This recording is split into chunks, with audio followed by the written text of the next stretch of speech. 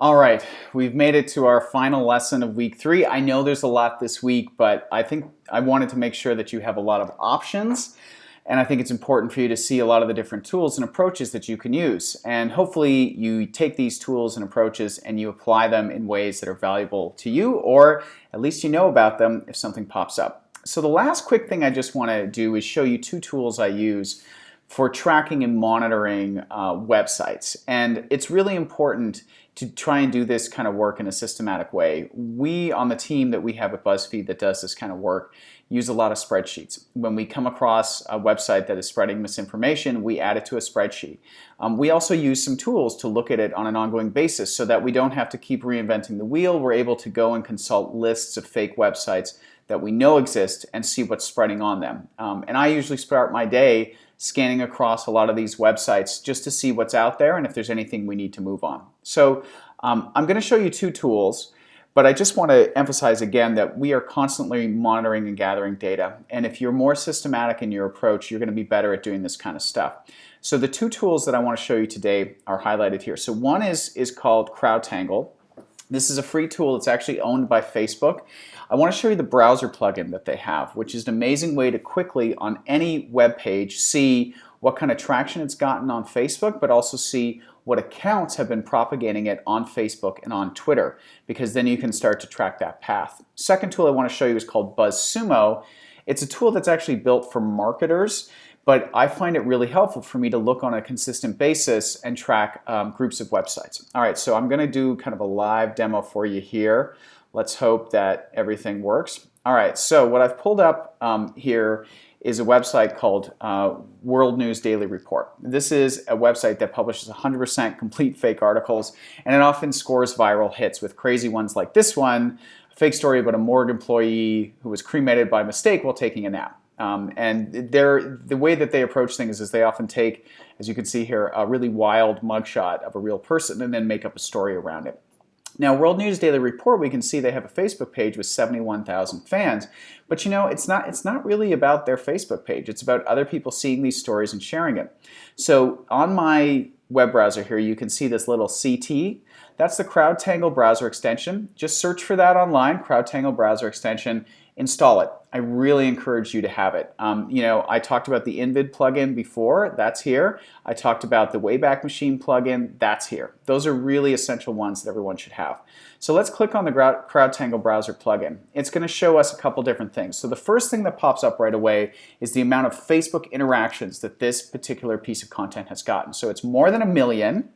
And we can see it's divided them as well for us, which is nice. So it's had almost 451,000 reactions, 406,000 comments, and 165,000 shares.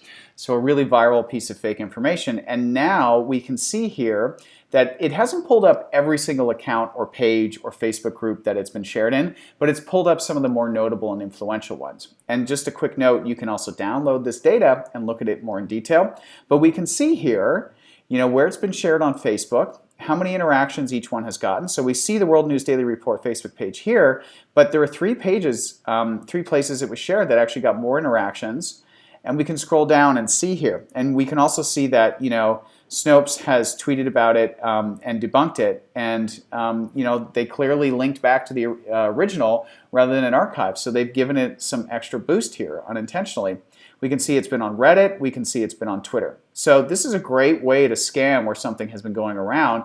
And those little discussion bubbles there, you can see what text people used when sharing it. So this is also a great way to see, are people sharing it because they know it's fake, or are they sharing it because they think it's real?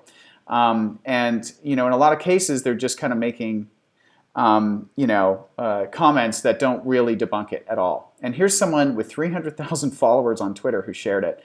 You know, can anything be dumber or more tragic?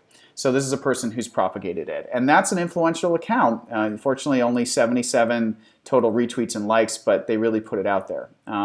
So that's a really important way to see how stuff is spreading. And then quickly, the next one I wanted to show you is BuzzSumo.com. They do have an upgraded paid version, which we have access to at BuzzFeed, but there is a free version, which will give you some value as well. CrowdTangle is totally free.